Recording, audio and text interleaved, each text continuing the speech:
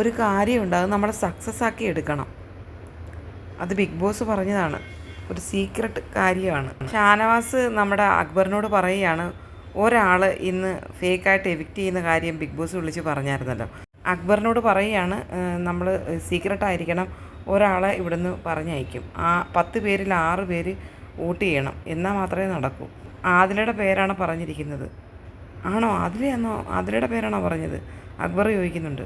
പിന്നെ നമ്മൾ രണ്ടുപേരോട് ഇങ്ങനെ ഇരുന്ന് സംസാരിച്ചപ്പം ആര്യൻ അവിടെ ഇരുന്ന് നോക്കുന്നുണ്ടായിരുന്നു. അക്ബർ പറയുന്നു. ഷാനവാസ് പറയുന്നുണ്ട്, ബിഗ് ബോസ് പറഞ്ഞായിരുന്നു ഫേക്കാണെന്നുള്ളത് അക്ബറിനോട് മാത്രം പറയാവുള്ളൂ പറഞ്ഞിട്ടുണ്ട്, മറ്റാരോടും പറയാനും പാടില്ല. ഒരാളോട് മാത്രം പറയാൻ പാടുള്ളൂ. 6 വോട്ടെങ്കിലും അതിലേക്ക് കിട്ടണം. പക്ഷേ ഫേക്കാണെന്നുള്ളത് ആരോടും പറയരുത്. വോട്ട് കൂടുതൽ കിട്ടുന്ന ആൾ പുറത്ത് പോകും എന്ന് മാത്രമേ പറയാവുള്ളൂ. നമ്മൾ പോയിൻ്റ് ഔട്ട് ചെയ്യുന്നത് ആദിലയാണെന്നുള്ളത് മാത്രമേ ഉള്ളൂ. ബിഗ് ബോസ് പറഞ്ഞിട്ടാണെന്ന് പറയണമെന്ന് ചോദിക്കുന്നുണ്ട്. ഇപ്പോൾ വിളിക്കുമെന്ന് ഷാനവാസ് പറയുന്നുണ്ട്. അപ്പോൾ അക്ബർ ചോദിക്കുകയാണ്, നമ്മൾ ഈ വിവരം എങ്ങനെ അറിഞ്ഞെന്ന് അവർ ചോദിക്കത്തില്ലേ? അത് നമ്മളെങ്ങനെ പറയും? നമ്മളെ ബിഗ് ബോസ് വിളിച്ചിട്ടല്ലേ പറയാൻ പറ്റത്തുള്ളൂ.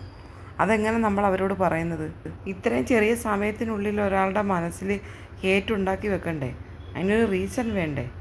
ഒരാൾ നെവിനെ പിടിക്കാമെന്ന് അക്ബർ പറയുന്നുണ്ട്. പിന്നെ ഇത് നമ്മൾ എങ്ങനെ അറിഞ്ഞെന്ന് ചോദിച്ചാൽ നമ്മൾ എന്തോ പറയുമെന്ന് ഷാനവാസ് അക്ബറിനോട് ചോദിക്കുന്നു.